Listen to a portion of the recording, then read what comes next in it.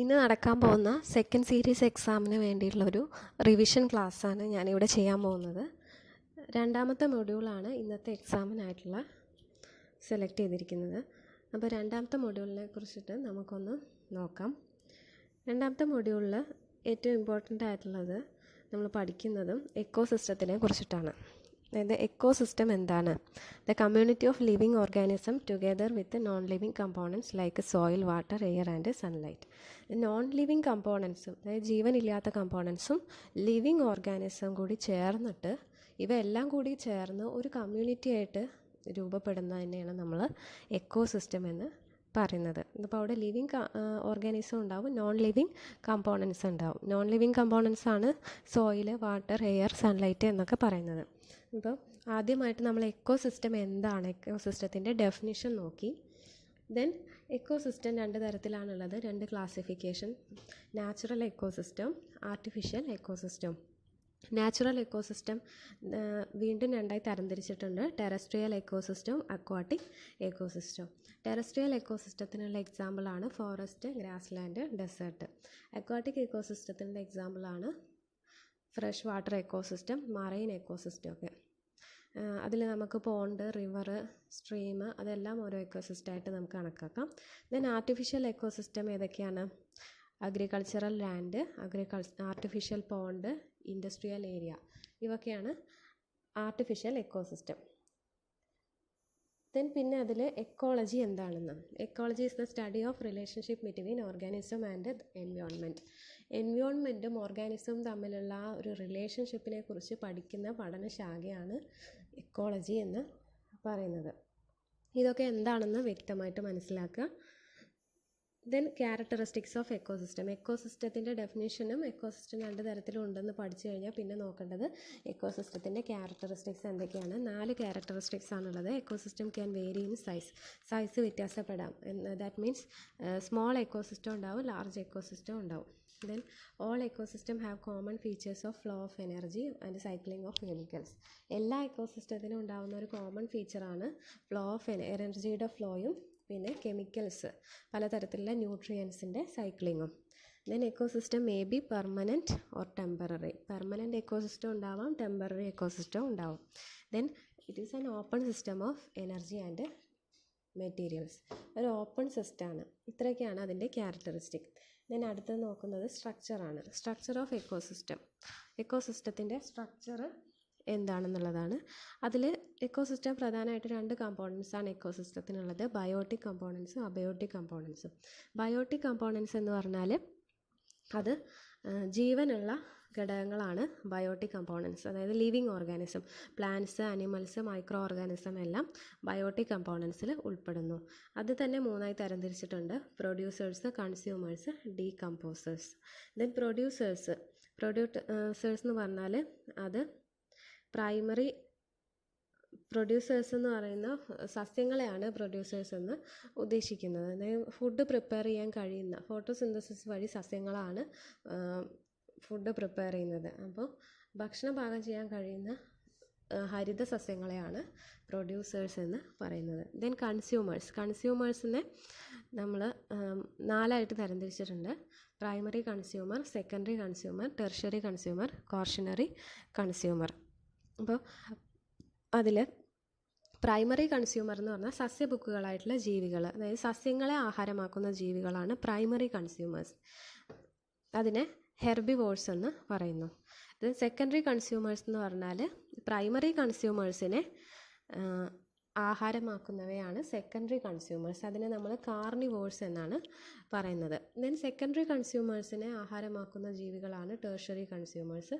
ടെർഷ്യറിനെ ആഹാരമാക്കുന്ന ജീവികളാണ് quaternary consumers. ഇങ്ങനെയാണ് വരുന്നത്. ദെൻ അതിൻ്റെ മറ്റൊരു കമ്പോണൻസാണ് അബയോട്ടിക് കമ്പോണൻസ്. അബയോട്ടിക് കമ്പോണൻസ് 2 തരത്തിലാണുള്ളത്: ക്ലൈമറ്റിക്കും എഡഫിക്കും. Climatic components rain, light, wind, temperature തുടങ്ങിയവയൊക്കെയാണ് climatic components. Edaphic components soil, minerals, topography. അതിനേക്കാൾ ഏറ്റവും കൂടുതൽ ഇമ്പോർട്ടൻ്റ് ആയിട്ടുള്ളത് ബയോട്ടിക് കമ്പോണൻസും അബയോട്ടിക് കമ്പോണൻസും. അതായത് ബയോട്ടിക് കമ്പോണൻസ് ആണ് കൂടുതൽ പ്രാധാന്യമുള്ളത്. നമ്മൾ മനസ്സിലാക്കേണ്ടത് എന്തൊക്കെ: പ്രൊഡ്യൂസേഴ്സ്, കൺസ്യൂമേഴ്സ്, ഡീകമ്പോസേഴ്സ്, ദെൻ കൺസ്യൂമേഴ്സിൻ്റെ ക്ലാസിഫിക്കേഷനൊക്കെയാണ് കൂടുതലായിട്ട് അതിൽ ഇമ്പോർട്ടൻ്റ് ആയിട്ടുള്ളത്. അപ്പോൾ പ്രൊഡ്യൂസേഴ്സിനെ നമ്മൾ ഓട്ടോട്രോപ്സ് എന്നും പറയും. ഗ്രീൻ പ്ലാന്റ്സ് ആണ് നമ്മൾ സൺ എനർജീനെ ട്രാപ്പ് ചെയ്തിട്ട് ക്ലോറോഫിൽ എന്ന് പറയുന്ന കെമിക്കലിൻ്റെ സഹായത്തോട് കൂടിയിട്ട് ഇലകളിലാണ് ഫുഡ് പ്രൊഡ്യൂസ് ചെയ്യുന്നത്. അതിന് വാട്ടറും കാർബൺ ഡൈ ഓക്സൈഡും എല്ലാം ഉപയോഗിക്കുന്നുണ്ട്. ഈ പ്രോസസ്സിനെയാണ് ഫോട്ടോസിന്തസിസ് എന്ന് പറയുന്നത്. ചെറിയ ക്ലാസ്സിൽ നമ്മൾ പഠിക്കുന്നതാണ് പ്രകാശ സംശ്ലേഷണം. പ്ലാന്റ്സ്, ഗ്രീൻ ആൽഗയൊക്കെ പ്രൊഡ്യൂസേഴ്സാണ്. കൺസ്യൂമേഴ്സ് എന്ന് പറഞ്ഞാൽ ഞാൻ നേരത്തെ പറഞ്ഞു, പ്രൊഡ്യൂസേഴ്സിനെ ഡിപ്പെൻഡ് ചെയ്യുന്നത്, അതായത് ഫുഡിന് വേണ്ടി പ്രൊഡ്യൂസേഴ്സിനെ ഡിപ്പെൻഡ് ചെയ്യുന്നവയാണ് കൺസ്യൂമേഴ്സ്. ദെൻ ഡീകമ്പോസർ, അതിൽ മറ്റൊന്നാണ് പ്രൊഡ്യൂസേഴ്സും കൺസ്യൂമേഴ്സും കഴിഞ്ഞാൽ പിന്നെ ഡീകമ്പോസേഴ്സാണ്. ഡീകമ്പോസേഴ്സ് എന്ന് പറഞ്ഞാൽ ഡെഡ് ഓർഗാനിസത്തിനെ ഡീകമ്പോസ് ചെയ്യുന്ന മൈക്രോ ഓർഗാനിസംസ് ആണ്. അതായത് ഓർഗാനിക് കോമ്പൗണ്ട്, ഇപ്പോൾ ഒരു ജീവിയുടെ ശരീരം അല്ലെങ്കിൽ ഒരു പ്ലാന്റിൻ്റെ ശരീരം എന്ന് പറഞ്ഞാൽ അത് ഓർഗാനിക് മാറ്ററാണ്. ആ ഓർഗാനിക് മാറ്ററിനെ ഡീകമ്പോസ് ചെയ്ത് അതിനെ സിമ്പിൾ ഇനോർഗാനിക് കോമ്പൗണ്ടാക്കി മാറ്റിയിട്ട് മണ്ണിൽ ലയിപ്പിക്കുന്ന ജീവികളാണ് ഡീകമ്പോസേഴ്സ് എന്ന് പറയുന്നത്. ഫംഗസ്, ബാക്ടീരിയ പോലുള്ളവയാണ് ഡീകമ്പോസേഴ്സ്. അബയോട്ടിക് കമ്പോണൻസ് എന്ന് പറഞ്ഞാൽ പറഞ്ഞു നോൺ ലിവിങ് കമ്പോണൻസ് ആണ്. അതായത് സോയിൽ, ലൈറ്റ്, ടെമ്പറേച്ചർ, വാട്ടർ, പിന്നെ അത് മാത്രമല്ല ഇനോർഗാനിക് കോമ്പൗണ്ട്സും ഓർഗാനിക് കോമ്പൗണ്ട്സും. അതായത് inorganic compound substance nitrogen, phosphorus, sulphur, potassium തുടങ്ങിയവ ഇനോർഗാനിക് സബ്സ്റ്റൻസസ് ആണ്. അതെല്ലാം കാർബോഹൈഡ്രേറ്റ്, ലിക്വിഡ്സ്, പ്രോട്ടീന്, അതെല്ലാം ഇതിൽ പെടുന്നു, അബയോട്ടിക് കമ്പോണൻസിൽ പെടുന്നു. Then functions of ecosystem. ഒരു എക്കോസിസ്റ്റത്തിൻ്റെ ഫങ്ഷൻസ് എന്തൊക്കെയാണെന്ന്. ഫങ്ഷൻസ് പ്രധാനമായിട്ട് 4 ഫങ്ഷൻസാണുള്ളത്. ന്യൂട്രിയൻ സൈക്ലിംഗ് എന്ന് പറഞ്ഞാൽ പലതരത്തിലുള്ള മിനറൽസ് എക്കോസിസ്റ്റത്തിലൂടെ സൈക്കിൾ ചെയ്യുന്നുണ്ട്. എക്കോസിസ്റ്റം എന്ന് പറഞ്ഞാൽ ഈ ഒരു പ്രൊഡ്യൂസേഴ്സ്, കൺസ്യൂമേഴ്സ്, ഡീകമ്പോസേഴ്സ്, ഇങ്ങനെ ഈ ഒരു സൈക്കിളിലൂടെ എന്ത് ചെയ്യുന്നു, പലതരത്തിലുള്ള മിനറൽസ്, ന്യൂട്രിയൻസും ട്രാൻസ്ഫർ ചെയ്യുന്നു. അതാണ് ന്യൂട്രിയൻ സൈക്ലിംഗ് എന്ന് പറയുന്നത്. ദെൻ ഫ്ലോ ഓഫ് എനർജി എന്ന് പറഞ്ഞാൽ എനർജിയുടെ ഫ്ലോ, ന്യൂട്രിയൻസ് മാത്രമല്ല എനർജി ഫ്ലോ ചെയ്യുന്നുണ്ട്. സസ്യങ്ങൾക്കാണ് സൂര്യൻ്റെ എനർജിയാണ് നമുക്ക് നമ്മുടെ ഭൂമിയിൽ കിട്ടുന്ന ഏറ്റവും വലിയ എനർജി സോഴ്സ്. അപ്പോൾ ആ സണ്ണിൻ്റെ എനർജി പ്ലാന്റ്സ് അബ്സോർബ് ചെയ്യുന്നു. പ്ലാന്റ്സ് ഫുഡ് പ്രിപ്പയർ ചെയ്തിട്ട് പ്ലാന്റ്സിനെ ഭക്ഷിക്കുന്നത് വഴി പ്ലാന്റ് ഈറ്റേഴ്സിൽ, അതായത് ഹെർബിവോഴ്സ്, പ്രൈമറി കൺസ്യൂമേഴ്സിലേക്ക് ആ എനർജിയുടെ ഒരു പാർട്ട് എത്തുന്നു. പിന്നെ അതിൽ നിന്ന് സെക്കൻഡറി കൺസ്യൂമേഴ്സിലേക്ക്, ടെർഷ്യറി, കോഷനി, അങ്ങനെ ഡീകമ്പോസേഴ്സിലേക്ക് ആ എനർജി എത്തുന്നു. അതുവഴി പിന്നീട് ആ എനർജി ഡീകമ്പോസേഴ്സിലൂടെ തിരിച്ച് സോയിലിലേക്ക് എത്തുന്നു. അപ്പോൾ ഇതാണ് ഫ്ലോ ഓഫ് എനർജി എന്ന് പറയുന്നത്. ഇത് യൂണി ഡയറക്ഷണലാണ്. അതൊരു ഇമ്പോർട്ടൻ്റ് ആയിട്ടുള്ള കാര്യമാണ്. ബൈ ഡയറക്ഷണൽ അല്ല, യൂണി ഡയറക്ഷണലാണ്. ഒരൊറ്റ ഡയറക്ഷനിലാണ് എനർജി ട്രാൻസ്ഫർ നടക്കുന്നത്. ഇത് പ്രൊഡ്യൂസേഴ്സിൽ നിന്ന് തുടങ്ങി അവസാനം ഡീകമ്പോസേഴ്സിലേക്ക് എത്തുന്നു. അതാണ് ഫ്ലോ ഓഫ് എനർജി എന്ന് പറയുന്നത്. ഇതിൽ പ്രത്യേകം പറയുന്നുണ്ട്, simply energy flows non cyclic unidirectional from sun to decomposer. സൂര്യനിൽ നിന്ന് ഡീകമ്പോസേഴ്സ് വരെ നോൺ സൈക്ലിക് ആയിട്ട് യൂണി ഡയറക്ഷണലായിട്ട് എനർജി ഫ്ലോ ചെയ്യുന്നു. മൂന്നാമത്തെ ഒരു ഫങ്ഷനാണ് ഇൻ്റർ റിലേഷൻ എന്ന് പറയുന്നത് പരസ്പരം ഡിപ്പെൻഡ് ചെയ്തിട്ടാണ് ഓരോ കമ്പോണൻസും എക്കോസിസ്റ്റത്തിൽ കഴിയുന്നത്. Ecosystem exchange biotic and abiotic മെറ്റീരിയൽസിനെ പരസ്പരം എക്സ്ചേഞ്ച് ചെയ്യുന്നു. അതായത് ഇപ്പോൾ സസ്യങ്ങൾ ഓക്സിജൻ പ്രൊവൈഡ് ചെയ്തിട്ട് അന്തരീക്ഷത്തിൽ നിന്ന് കാർബൺ ഡൈ ഓക്സൈഡ് വലിച്ചെടുത്തിട്ടാണ് ഫോട്ടോസിന്തസിസ് നടത്തുന്നത്. എന്നിട്ട് ഓക്സിജനെ പുറത്തു വിടുന്നു. ആ ഓക്സിജനാണ് മനുഷ്യരും മൃഗങ്ങളും എല്ലാം ശ്വസിക്കുന്നത്. എന്നിട്ട് നമ്മൾ പുറത്തേക്ക് വിടുന്നത് എന്താ, ഓക്സിജൻ ഉള്ളിലേക്ക് വലിച്ചെടുത്തിട്ട് പുറത്തേക്ക് നമ്മൾ കാർബൺ ഡൈ ഓക്സൈഡ് വിടുന്നു. ആ carbon dioxide plants absorb ചെയ്യുന്നു. അപ്പോൾ പരസ്പരമുള്ള ഒരു ഇൻ്റർ റിലേഷൻ അതാണ് ഇതിലൂടെ കാണിക്കുന്നത്. അതുപോലെ തന്നെ ഡിഫറെൻ്റ് അനിമൽസ് ഒന്നിന് ഭക്ഷണമാകുന്നത് പോലെ ഇൻ്റർ റിലേറ്റഡ് ആണ്. ഒരു അനിമലിനെ അല്ലെങ്കിൽ ഒരു സസ്യത്തെയാണ് മറ്റൊന്ന് ഭക്ഷിക്കുന്നത്. ഇത്തരത്തിൽ ഒന്നിനെ ഭക്ഷിച്ചിട്ടും പരസ്പരം ഇൻ്റർ റിലേറ്റഡ് ആവുന്നുണ്ട്. ഇതൊക്കെ ഇൻ്റർ റിലേഷൻ എന്ന് പറയുന്ന ഫങ്ഷനിൽ വരുന്നതാണ്. പിന്നീട് പഠിക്കാനുള്ളൊരു പ്രധാനപ്പെട്ട കാര്യമാണ് ബയോം എന്ന് പറഞ്ഞാൽ it is A large ecosystem. അതായത് ഒരേപോലെ സിമിലർ ആയിട്ടുള്ള ക്ലൈമറ്റും കാലാവസ്ഥയും സസ്യജാലങ്ങളും ജന്തുജാലങ്ങളും ഒക്കെയുള്ള ഒരു വലിയ എക്കോസിസ്റ്റത്തിനെ പറയുന്ന പേരാണ് ബയോം എന്നുള്ളത്. അതിൻ്റെ എക്സാമ്പിളാണ് forest biome, fresh water biome etcetera. Then ബയോംസിനെ ക്ലാസിഫൈ ചെയ്തിട്ടുള്ള aquatic biome, terrestrial biome. Then ecological succession എന്താണ്? എക്കോളജിക്കൽ സക്സഷൻ എന്ന് പറഞ്ഞാൽ ഒരു ബയോട്ടിക് കമ്മ്യൂണിറ്റിയിൽ നിന്ന് മറ്റൊരു കമ്മ്യൂണിറ്റിക്കുള്ള ട്രാൻസിഷനാണ് എക്കോളജിക്കൽ സക്സഷൻ എന്ന് പറയുന്നത്. ഒരു ബയോട്ടിക് കമ്മ്യൂണിറ്റി, അതായത് ഒരു സസ്യമോ അല്ലെങ്കിൽ ഒരു ജന്തുവോ അങ്ങനെ എന്തെങ്കിലും ഒന്ന് ജീവനുള്ള ഒരു ബയോട്ടിക് കമ്പോണൻറ്റ് അതിൻ്റെ ഒരു കമ്മ്യൂണിറ്റിയിൽ നിന്ന്, ഒരു എക്കോസിസ്റ്റത്തിൽ നിന്ന് മറ്റൊരു എക്കോസിസ്റ്റത്തിലേക്ക് പോകുന്ന ആ ഒരു ഫിനോമിനനെ പറയുന്ന പേരാണ് എക്കോളജിക്കൽ സക്സഷൻ.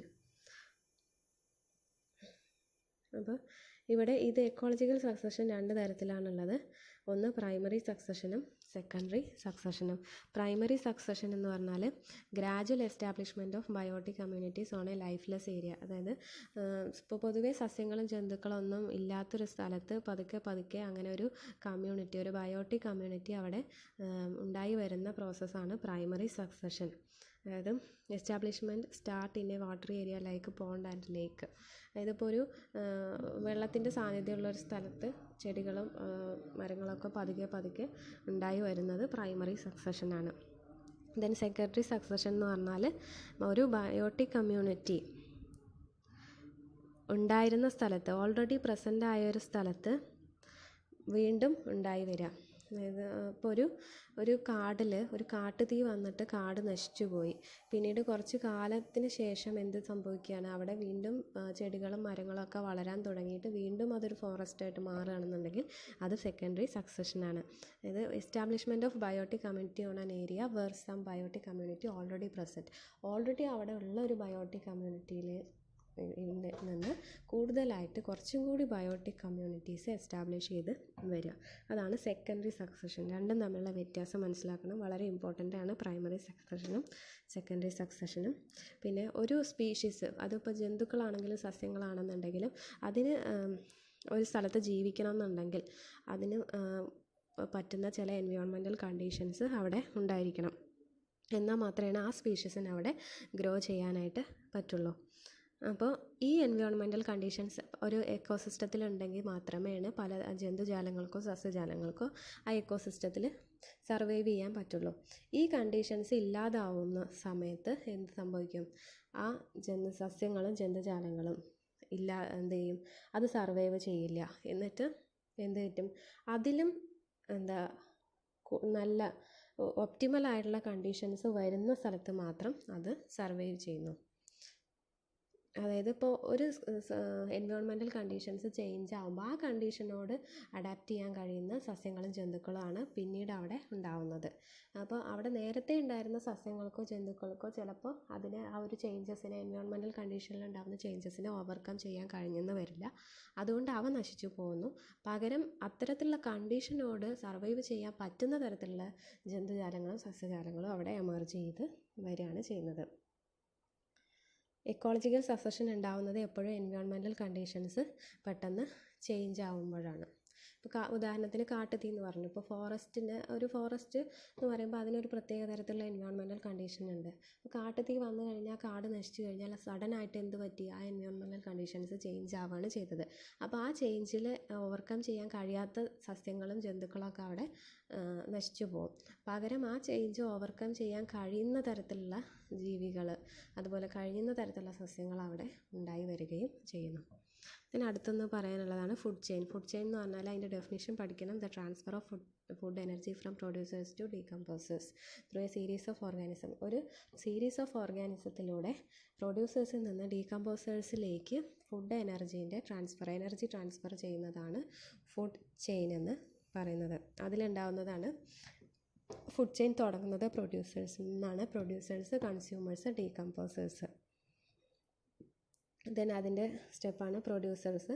കൺസ്യൂമേഴ്സ് എന്ന് പറഞ്ഞാൽ പ്രൈമറി കൺസ്യൂമർ, സെക്കൻഡറി, ടെർഷ്യറി. വരും. പിന്നെ അവസാനം decompose. Example grass, grass hopper, bird, micro organism. എല്ലാ ഫുഡ് ചെയിൻ്റെ അവസാനത്തെ കമ്പോണൻറ്റ് മൈക്രോ ഓർഗാനിസം ആയിരിക്കും. കാരണം മൈക്രോ ഓർഗാനിസം ആണ് ലാസ്റ്റ് കമ്പോണൻറ്റ്. പിന്നീട് അവയാണ് ആ ജന്തുവിനെ മണ്ണിലേക്ക് ലയിച്ച് ചേർക്കുന്നത്, ഡീകമ്പോസ് ചെയ്യുന്നത്. ദെൻ മറ്റൊന്നാണ് ഫുഡ് വെബ്. ഫുഡ് ചെയിനെ പോലെ തന്നെ ഇമ്പോർട്ടൻ്റ് ആയ ഒന്നാണ് ഫുഡ് വെബ്. ഫുഡ് വെബ് എന്ന് പറഞ്ഞാൽ ഒന്നിലധികം ഫുഡ് ചെയിൻ കമ്പൈൻ ചെയ്തതാണ് ഫുഡ് വെബ് എന്ന് പറയുന്നത്. കാരണം ഫുഡ് ചെയിൻ എന്ന് പറഞ്ഞാൽ ഒരു ജീവിനെ ഒരു ഓർഗാനിസം ഭക്ഷിക്കുന്നു. ഇപ്പോൾ പുല്ലിനെ പുൽച്ചാടി ഭക്ഷിക്കുന്നു, പുൽച്ചാടിയെ തവള ഭക്ഷിക്കുന്നു. പക്ഷേ പുൽച്ചാടിനെ ഭക്ഷിക്കുന്നത് തവള മാത്രമായിരിക്കില്ല, മറ്റ് ജീവികളും ഭക്ഷിക്കും. അതുപോലെ തവളേനെ പാമ്പ് തിന്നുന്നു. തവളേനെ തിന്നുന്ന ഒരു ജീവി പാമ്പ് മാത്രമല്ല, വേറെയും ജീവികൾ തവളേനെ തിന്നുന്നുണ്ട്. അപ്പം ഇത്തരത്തിൽ പല ഓർഗാനിസംസും സെയിം ഹാബിറ്റാറ്റ് തന്നെ പല ഓർഗാനിസംസും ഷെയർ ചെയ്യുന്നതാണ് ഫുഡ് വെബ് എന്ന് പറയുന്നത്. അതൊരു വെബാണ്, ഒരു നെറ്റ്വർക്ക് ഓഫ് ഫുഡ് ചെയിൻ എന്നാണ് പറയുന്നത്. അപ്പോൾ ഒരു എക്കോസിസ്റ്റത്തിൽ ഫുഡ് ചെയിൻ പരസ്പരം ഇൻ്റർലിങ്ക് ചെയ്തിട്ടുള്ള ഒരു നെറ്റ്വർക്ക് ഫോം ചെയ്യുന്നതിനെയാണ് ഫുഡ് വെബ് എന്ന് പറയുന്നത്. Food chains are linked together to form a network which is called food web. അപ്പോൾ ഫുഡ് വെബ് ഉണ്ടാവാനുള്ള ഏറ്റവും പ്രധാനപ്പെട്ട കാരണം, അല്ലെങ്കിൽ ഫുഡ് വെബിൻ്റെ കൊണ്ടാണ് എന്ത് സംഭവിക്കുന്നത്, സെയിം ഹാബിറ്റാറ്റ് എല്ലാ ജീവികൾക്കും ഷെയർ ചെയ്ത് ജീവിക്കാനായിട്ട് പറ്റുന്നത്. അപ്പോൾ ഒരു ഹാബിറ്റാറ്റിൽ തവളയും പുൽച്ചാടിയും തവളയും പാമ്പും മാത്രമായിരിക്കില്ല ഉണ്ടാവുക, പല ജീവികളും ഉണ്ട്. ഈ പല ജീവികളും അവിടെ സെയിം ഹാബിറ്റാറ്റ് ഷെയർ ചെയ്ത് ജീവിക്കാനുള്ള കാരണം ഫുഡ് വെബ് ഉള്ളത് കൊണ്ടാണ്. Then ecological pyramid. Ecological pyramid എന്ന് പറഞ്ഞാൽ it is a concept in ecosystem. ഇത് number of organism, energy of organism, biomass തുടങ്ങിയ കമ്പോണൻസിനെയൊക്കെ നമ്മളൊരു ഡയഗ്രമാറ്റിക് റെപ്രസെൻറ്റേഷൻ ചെയ്ത് കഴിഞ്ഞാൽ നമുക്കൊരു പിരമിഡിൻ്റെ രൂപത്തിൽ കിട്ടുന്നു. അതായത് ഒരു ട്രോഫിക് ലെവൽ, ഫുഡ് ചെയിനിലെ ഓരോ ലെവലിനെയാണ് ട്രോഫിക് ലെവൽ എന്ന് പറയുന്നത്. പ്രൊഡ്യൂസേഴ്സ് ഒരു ട്രോഫിക് ലെവലാണ്, പ്രൈമറി കൺസ്യൂമർ ഒരു ട്രോഫിക് ലെവലാണ്. അപ്പോൾ ഒരു ട്രോഫിക് ലെവലിൽ നിന്ന് മറ്റൊരു ട്രോഫിക് ലെവലിലേക്ക് പോകുമ്പോൾ ഉണ്ടാവുന്ന വ്യത്യാസം, ബയോമാസിലും എനർജിയിലും ഓർഗാനിസത്തിൻ്റെ നമ്പറിലൊക്കെ ഉണ്ടാകുന്ന വ്യത്യാസത്തെ നമ്മൾ ഒരു ഡയഗ്രമാറ്റിക്കായിട്ട് റെപ്രസെൻ്റ് ചെയ്ത് കഴിഞ്ഞാൽ അത് എക്കോളജിക്കൽ പിരമിഡ് എന്നാണ് അതിനെ പറയുന്നത്. അതിനൊരു പിരമിഡിൻ്റെ ഷേപ്പാണ് വരുന്നത്. അപ്പോൾ പിരമിഡിൻ്റെ ഏറ്റവും അടിയിലുണ്ടാകുന്ന കമ്പോണൻറ്റ് പ്രൊഡ്യൂസറാണ്. പിന്നെ primary consumer, secondary consumer, tertiary consumer എന്നിങ്ങനെയാണ് വരുന്നത്. 3 തരത്തിലുള്ള പിരമിഡാണുള്ളത്. പിരമിഡ് ഓഫ് നമ്പർ എന്ന് പറയുന്നത് പോപ്പുലേഷനെയാണ് കാണിക്കുന്നത്. നമ്പർ ഓഫ് സ്പീഷീസ്, എത്ര സസ്യങ്ങളാണെങ്കിലും ജന്തുക്കളാണെങ്കിലും എത്ര ഉണ്ടെന്നുള്ളത്. ദെൻ പിരമിഡ് ഓഫ് ബയോമാസ് എന്ന് പറയുന്നത് അതിലുള്ള ടോട്ടൽ മാസ്, ഓർഗാനിസത്തിൻ്റെ ടോട്ടൽ മാസ്സാണ് ബയോമാസ് എന്ന് പറയുന്നത്. അപ്പോൾ ഒരു കമ്മ്യൂണിറ്റിയിലുള്ള ഓർഗാനിസത്തിൻ്റെ ബയോമാസ് എന്ന് പറഞ്ഞാൽ ഒരു ഓർഗാനിസത്തിൻ്റെ average mass into number of organism ചെയ്തതാണ് അതിൻ്റെ ബയോമാസ് എന്ന് പറയുന്നത്, ടോട്ടൽ മാസ് എന്ന് പറയുന്നത്. അപ്പോൾ മൊത്തം ഒരു ഓർഗാനിസത്തിൻ്റെ മാസിനെയാണ് ബയോമാസ് എന്ന് പറയുക. പിരമിഡ് ഓഫ് എനർജി എന്ന് പറഞ്ഞാൽ എനർജിയുടെ ഫ്ലോവിനെ കാണിക്കുന്നു. അപ്പോൾ ഓരോ ലെവലിൽ നിന്നും ഇതിൽ പൊതുവായിട്ട് മനസ്സിലാക്കാനുള്ളത് പിരമിഡ് ഓഫ് നമ്പർ ആണെങ്കിലും പിരമിഡ് ഓഫ് എനർജി ആണെങ്കിലും പിരമിഡ് ഓഫ് ബയോമാസ് ആണെന്നുണ്ടെങ്കിലും ഓരോ ട്രോഫിക് ലെവൽ കഴിഞ്ഞ് പോകുന്തോറും അതിൻ്റെ ഇത് കുറഞ്ഞു വരികയാണ് ചെയ്യുന്നത്. അതാണ് പിരമിഡിക്കൽ ഷേപ്പ് എന്ന് പറയുന്നത്. ഇപ്പം പിരമിഡ് ഓഫ് നമ്പർ പറയുമ്പോൾ നമ്പർ ഓഫ് ഓർഗാനിസംസ് ഓരോ ട്രോഫിക് ലെവൽ കഴിഞ്ഞ് പോകുമ്പോഴും ഡിക്രീസ് ചെയ്യാണ് ചെയ്യുന്നത്. അപ്പോൾ പ്രൊഡ്യൂസേഴ്സിൻ്റെ അത്രയും നമ്പർ കൺസ്യൂമേഴ്സ് ഉണ്ടാവില്ല, പ്രൈമറി കൺസ്യൂമേഴ്സിൻ്റെ അത്രയും നമ്പർ സെക്കൻഡറി കൺസ്യൂമേഴ്സ് ഉണ്ടാവില്ല. എക്സാമ്പിൾ, ഇപ്പോൾ പുല്ലാണ് പ്രൊഡ്യൂസർ, എത്ര പുല്ലുണ്ടോ അത്രയും എണ്ണം എന്തുണ്ടാവില്ല, പുൽച്ചാടി ഉണ്ടാവില്ല. പുൽച്ചാടി എത്രയുണ്ടോ അതിൻ്റെ അത്രയും എണ്ണം തവള ഉണ്ടാവില്ല. തവളയുടെ നമ്പർ എത്രയാണോ അത്രയും എണ്ണം പാമ്പ് ഉണ്ടാവില്ല. അതാണ് ഓരോ ലെവൽ കഴിഞ്ഞ് പോകുന്തോറും അതിൻ്റെ നമ്പർ ആണെങ്കിലും നമ്പർ ഓഫ് ഓർഗാനിസം ആണെങ്കിലും എനർജി ആണെന്നുണ്ടെങ്കിലും ബയോമാസ് ആണെങ്കിലും ഡിക്രീസ് ചെയ്യാണ് ചെയ്യുക.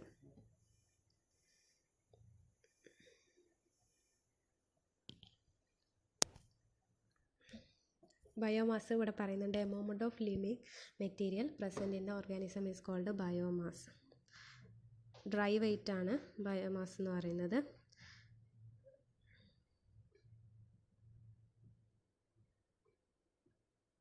ബേസിൽ നിന്ന് അപ്പെക്സിലേക്ക് താഴെ നിന്ന് മുകളിലേക്ക് പോകുന്തോറും ബയോമാസ് കുറഞ്ഞു വരികയാണ് ചെയ്യുന്നത്, എനർജിയും കുറഞ്ഞു വരികയാണ്, എനർജി ആണെങ്കിലും കുറഞ്ഞു വരികയാണ് ചെയ്യുന്നത്. അതാണ് ഇതിൽ മനസ്സിലാക്കാനുള്ള ഒരു കാര്യം. ദെൻ ഓരോ എക്കോസിസ്റ്റത്തെ കുറിച്ചിട്ടാണ് നമ്മൾ പഠിക്കുന്നത്. ഫോറസ്റ്റ് എക്കോസിസ്റ്റം, അതിൽ കോമൺ ആയിട്ട് പഠിക്കാനുള്ളത് ഫോറസ്റ്റ് എക്കോസിസ്റ്റം എന്താണ് ഫോറസ്റ്റ് എന്നുള്ളതിൻ്റെ ഒരു ഡെഫിനിഷൻ. ദെൻ അതിൻ്റെ ഫീച്ചേഴ്സ്, ടൈപ്സ് ആൻഡ് ഫീച്ചേഴ്സ്.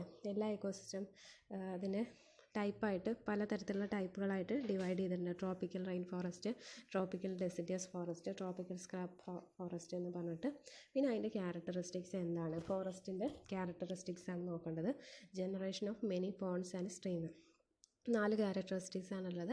പോണ്ടും സ്ട്രീമും ഒക്കെ ജനറേറ്റ് ചെയ്യുന്നു, ക്ലൈമറ്റിനെ കൺട്രോൾ ചെയ്യുന്നു, മെയിൻറ്റെയിൻ ചെയ്യുന്നു, റെയിൻഫോൾ കൺട്രോൾ ചെയ്യുന്നു, വൈൽഡ് ലൈഫിനെയും ബയോഡൈവേഴ്സിറ്റിനെയൊക്കെ പ്രൊട്ടക്റ്റ് ചെയ്യുന്നു, ഓർഗാനിക് മാറ്ററും ന്യൂട്രിയൻസും കൊണ്ട് റിച്ച് ആണ് ഫോറസ്റ്റിലെ സോയിൽ എന്ന് പറയുന്നത്. Then structure and functions. Structure എന്ന് പറഞ്ഞു കഴിഞ്ഞാൽ ഏതൊരു എക്കോസിസ്റ്റം ആണെങ്കിലും അതിൻ്റെ സ്ട്രക്ചർ എന്ന് പറഞ്ഞാൽ അതിൽ അബയോട്ടിക് കമ്പോണൻസും ഉണ്ടാവും, ബയോട്ടിക് കമ്പോണൻസ് ഉണ്ടാവും. ബയോട്ടിക് കമ്പോണൻസ് എന്ന് പറഞ്ഞാൽ organic and inorganic substance, minerals, അതൊക്കെയാണ് ബയോട്ടിക് കമ്പോണൻസ്. അറ്റ്മോസ്ഫിയർ, ടെമ്പറേച്ചർ, അതെല്ലാം അബയോട്ടിക് കമ്പോണൻസ് എന്ന് പറഞ്ഞാൽ പൊതുവായിട്ടുണ്ടാവുന്നത് പ്രൊഡ്യൂസേഴ്സും കൺസ്യൂമേഴ്സും ഡീകമ്പോസേഴ്സും ആണ്.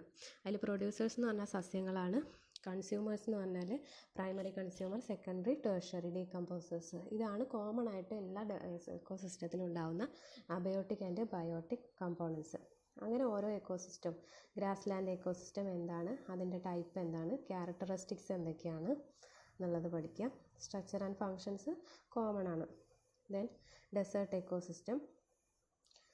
അങ്ങനെ ഇത്രയും എക്കോസിസ്റ്റത്തിന് 3 എക്കോസിസ്റ്റമാണ് പഠിക്കുന്നത്: forest, grassland, desert. Then concept of biodiversity എന്താണെന്നുള്ളത്. ബയോഡൈവേഴ്സിറ്റി എന്ന് പറഞ്ഞാൽ നാച്ചുറൽ വെറൈറ്റി ആണ്, ഡൈവേഴ്സിറ്റി ആണെന്ന് പറയുന്നത്. അത് വെറൈറ്റി, അതായത് സസ്യങ്ങളിലും ജന്തുക്കളിലും ഉണ്ടാകുന്ന വൈവിധ്യമാണ് ബയോഡൈവേഴ്സിറ്റി എന്ന് പറയുന്നത്. ഡിഗ്രി ഓഫ് നാച്ചുറൽ വെറൈറ്റി, അത് 3 ലെവലായിട്ടാണുള്ളത്: genetic diversity, species diversity, ecosystem diversity. അതിൽ ജെനറ്റിക് ഡൈവേഴ്സിറ്റി എന്ന് പറഞ്ഞു കഴിഞ്ഞാൽ ജെനറ്റിക് മേക്കപ്പിലുണ്ടാവുന്ന വ്യത്യാസം. അതായത് ഒരു എക്കോസിസ്റ്റത്തിൽ പലതരത്തിലുള്ള അനിമൽസും പ്ലാന്റ്സും ഉണ്ടായിരിക്കും.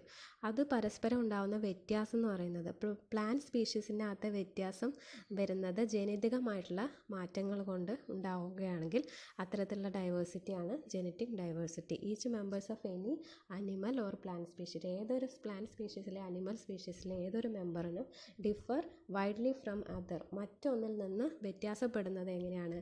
ഇൻ ഇറ്റ്സ് ജെനറ്റിക് മേക്കപ്പ്, അതായത് അതിൻ്റെ ജനിതക ഘടനയിലാണ് വ്യത്യാസം വരുന്നതെങ്കിൽ അത് ജെനറ്റിക് ഡൈവേഴ്സിറ്റി എന്ന് പറയുന്നു.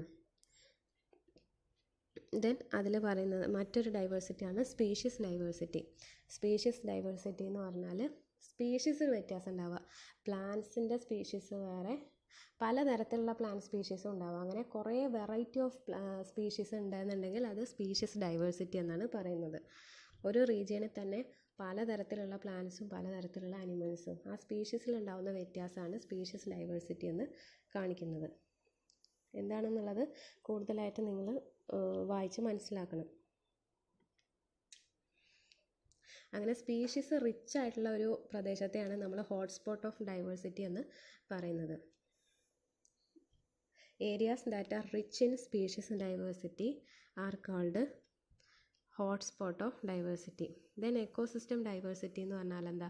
പലതരത്തിലുള്ള large number of different ecosystem on earth, each having their own different species based on differences in habitat. അതായത് ഹാബിറ്റാറ്റിലും ഒക്കെ വ്യത്യാസമുള്ള ഡിഫറെൻറ്റ് സ്പീഷീസ് ഉള്ള കുറേ തരത്തിലുള്ള എക്കോസിസ്റ്റംസ് ഉണ്ടാവുന്നതിനെയാണ് നമ്മൾ എക്കോസിസ്റ്റം ഡൈവേഴ്സിറ്റി എന്ന് പറയുന്നത്. വൈവിധ്യമാർന്ന ആവാസ വ്യവസ്ഥകൾ നിലനിൽക്കുന്നതിനെയാണ് നമ്മൾ എക്കോസിസ്റ്റം ഡൈവേഴ്സിറ്റി എന്ന് പറയുന്നത്. ദെൻ കൺസർവേഷൻ ഓഫ് ബയോഡൈവേഴ്സിറ്റി എന്താണ്? In situ conservation, ex situ conservation. In situ conservation എന്ന് പറഞ്ഞാൽ ഒരു ബയോഡൈവേഴ്സിറ്റീനെ നമ്മൾ അതിൻ്റെ നാച്ചുറൽ ഹാബിറ്റാറ്റിൽ നിന്ന് തന്നെ പ്രൊട്ടക്റ്റ് ചെയ്യാം. അതായത് ഒരു ജീവി അത് നാച്ചുറലായിട്ട് എവിടെയാണോ ജീവിക്കുന്നത് അവിടെ തന്നെ അതിനെ പ്രൊട്ടക്റ്റ് ചെയ്യുന്നതിനെയാണ് നമ്മൾ ഈ ഇൻസിറ്റു കൺസർവേഷൻ എന്ന് പറയുന്നത്.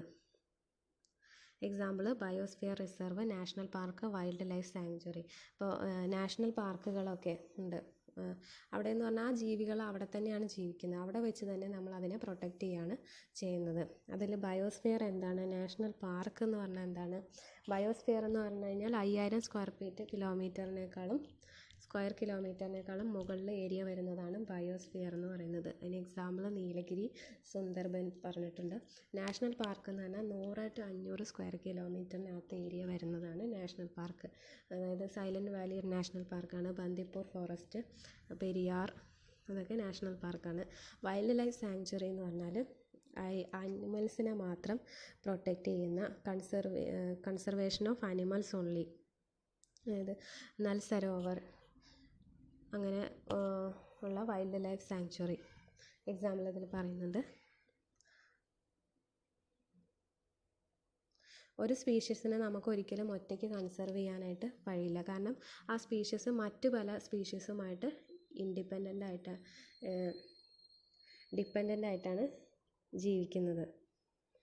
ദെൻ എക്സിറ്റ് ടു കൺസർവേഷൻ എന്ന് പറഞ്ഞാൽ ഔട്ട്സൈഡ് ഓഫ് നാച്ചുറൽ ഹാബിറ്റാറ്റിന് പുറത്തായിട്ട് ആ ബയോഡൈവേഴ്സിറ്റി നമുക്ക് കൺസർവ് ചെയ്യുന്നതിനെയാണ് എക്സിറ്റ് ടു കൺസർവേഷൻ എന്ന് പറയുന്നത്. Protection of biodiversity in the outside of its natural ഹാബിറ്റാറ്റിന് പുറത്ത് അതിനെ കൺസർവ് ചെയ്യുക. ഇത് പല ക്രോപ്പ് വെറൈറ്റീസും വൈൽഡ് ലൈഫിൻ്റെ പല സ്പീഷീസിനെയൊക്കെ നമ്മൾ കൺസർവ് ചെയ്ത് വയ്ക്കും. അതായത് സുവോളജിക്കൽ ഗാർഡന്, ബൊട്ടാണിക്കൽ ഗാർഡനൊക്കെ അങ്ങനെയാണ് എക്സിറ്റ് ടു കൺസർവേഷന് എക്സാമ്പിളാണ്. സീഡ് ബാങ്ക്, മൈക്രോബിയൽ കൾച്ചർ കളക്ഷൻസൊക്കെ. ചില കൺട്രോൾഡ് കണ്ടീഷൻസിലാണ് ഈ അനിമൽസിനെയും പ്ലാന്റ്സിനെയൊക്കെ എൻഡേഞ്ചേർഡ് ആയിട്ടുള്ള, അതായത് വംശനാശ ഭീഷണി നേരിടുന്ന സസ്യങ്ങളോ ജന്തുക്കളെയൊക്കെ പ്രത്യേകമായിട്ട് കണ്ടീഷൻസിൽ കൊണ്ടുവന്ന് അതിനെ താമസിപ്പിച്ച് അതിനെ പ്രൊട്ടക്റ്റ് ചെയ്യുന്നു. അതൊക്കെ എക്സിറ്റ് ടു കൺസർവേഷനാണ്. അതിലുണ്ടാകുന്ന ഒരു ഡിസഡ്വാൻറ്റേജ് എന്ന് പറയുന്നത് വളരെ എക്സ്പെൻസീവാണ്. പിന്നെ അനിമൽസിന് അതിൻ്റെ ഫ്രീഡം നഷ്ടപ്പെടുന്നു. പിന്നെ അതിനൊരു നാച്ചുറൽ ഹാബിറ്റാറ്റ് ഉണ്ടാവും, അതിൽ ജീവിക്കാൻ കഴിയാതിരിക്കുക. ഇതൊക്കെയാണ് അതിൻ്റെ ഒരു ഡിസഡ്വാൻറ്റേജ് എന്ന് പറയുന്നത്. മറ്റൊരു ഇമ്പോർട്ടൻ്റ് ആയിട്ടുള്ള ഒരു ഭാഗമാണ് ബയോളജിക്കൽ മാഗ്നിഫിക്കേഷൻ അല്ലെങ്കിൽ ബയോ മാഗ്നിഫിക്കേഷൻ എന്ന് പറയുന്നത്.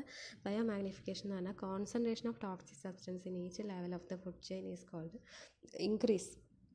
ഒരു ഫുഡ് ചെയിൻ്റെ ഓരോ ട്രോഫിക് ലെവൽ കഴിഞ്ഞ് പോകുന്നതോറും ടോക്സിക് ആയിട്ടുള്ള അല്ലെങ്കിൽ ടോക്സിക് സബ്സ്റ്റൻസിൻ്റെ കെമിക്കൽസിൻ്റെ കോൺസെൻട്രേഷൻ ഇൻക്രീസ് ചെയ്യുന്ന പ്രോസസ്സാണ് ബയോളജിക്കൽ മാഗ്നിഫിക്കേഷൻ എന്ന് പറയുന്നത്. ബയോ മാഗ്നിഫിക്കേഷനും എന്നു പറയുന്നു.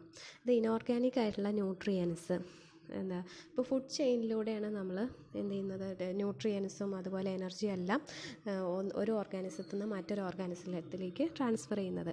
അപ്പോൾ ഇങ്ങനെ ട്രാൻസ്ഫർ ചെയ്യുമ്പോൾ ടോക്സിക് സബ്സ്റ്റൻസിൻ്റെ കോൺസെൻട്രേഷൻ കൂടി വരുന്നതാണ് ബയോളജിക്കൽ മാഗ്നിഫിക്കേഷൻ.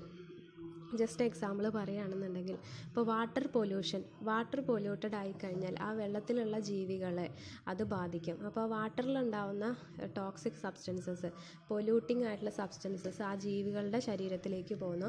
പിന്നീട് ആ ജീവികളിൽ നിന്ന് മറ്റ് ജീവികളിൽ നിന്ന് അവസാനം എവിടേക്ക് എത്തും, മനുഷ്യരിലേക്കും, മനുഷ്യരിൽ നിന്ന് മൈക്രോ ഓർഗാനിസത്തിലേക്കും അങ്ങനെ ട്രാൻസ്ഫർ ചെയ്ത് പോവുകയാണ് ചെയ്യുന്നത്. അപ്പോൾ അങ്ങനെ ഓരോ ലെവൽ കഴിഞ്ഞ് പോകുന്നതരം ആ ഒരു ടോക്സിക് സബ്സ്റ്റൻസിന് അല്ലെങ്കിൽ കെമിക്കലിൻ്റെ കോൺസെൻട്രേഷൻ അളവ് കൂടി വരുന്നതാണ് ബയോളജിക്കൽ മാഗ്നിഫിക്കേഷൻ എന്ന് പറയുന്നത്. അതിന് ജസ്റ്റ് ഒരു എക്സാമ്പിൾ പറയുകയാണെങ്കിൽ ഹെൽത്ത്, ഇപ്പോൾ പൊല്യൂഷനൊക്കെ എങ്ങനെയാണ് നമ്മളൊരു ആരോഗ്യത്തെ ബാധിക്കുന്നത് എന്നുള്ളത് അതിന് എക്സാമ്പിൾ വാട്ടർ പൊല്യൂഷൻ എങ്ങനെയാണ് നമ്മുടെ ആരോഗ്യത്തെ ബാധിക്കുന്നത്. അപ്പോൾ വാട്ടർ പൊല്യൂട്ടഡ് ആയിക്കഴിഞ്ഞാൽ ഉദാഹരണമായി ജീവിക്കുന്ന ജീവികളെ അത് ബാധിക്കുന്നു. അങ്ങനെ ഓരോ ലെവൽ കഴിഞ്ഞ് പോകുന്തോറും അതിൻ്റെ കോൺസെൻട്രേഷൻ കൂടി വരുന്നു ടോക്സിക് സബ്സ്റ്റൻസിൻ്റെ.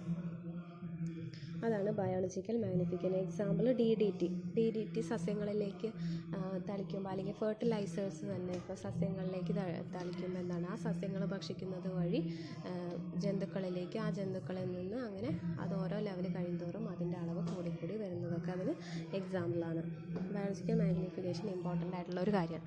അപ്പോൾ ഈ ഒരു മൊഡ്യൂളിൽ, വളരെ ചെറിയൊരു മൊഡ്യൂളിലാണ്, ഇതിൽ വളരെ ഇമ്പോർട്ടൻ്റ് ആയിട്ടുള്ള ഒരുപാട് കാര്യങ്ങളുണ്ട്. ബയോളജിക്കൽ മാഗ്നിഫിക്കേഷൻ, എക്കോളജിക്കൽ സക്സഷൻ തുടങ്ങി. ഞാൻ ജസ്റ്റ് ഒരു ഓവർവ്യൂ മാത്രമാണ് നിങ്ങൾക്ക് തന്നിട്ടുള്ളൂ. വിശദമായിട്ട് ഈ മൊഡ്യൂൾ നന്നായിട്ട് വായിക്കുക, ഒരു പോയിൻറ്റും മിസ്സാക്കാതെ നന്നായിട്ട് വായിച്ചിട്ട് എക്സാമിന് പോയി കഴിഞ്ഞാൽ തീർച്ചയായിട്ടും നിങ്ങൾക്ക് എക്സാം നല്ല രീതിയിൽ അറ്റൻഡ് ചെയ്യാൻ കഴിയും. ആരും ഈ ഭാഗത്തെ ഒരു ഭാഗവും സ്കിപ്പ് ചെയ്യരുത്.